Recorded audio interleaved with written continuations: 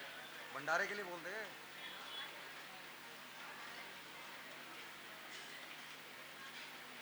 पंकज जी, पंकज कपूर जी। विनोद जी आए क्या? पंकज वो भी दो, कंबल बैग दो ना, दे दिया। कपूर परिवार की ओर से श्री विनोद कपूर जी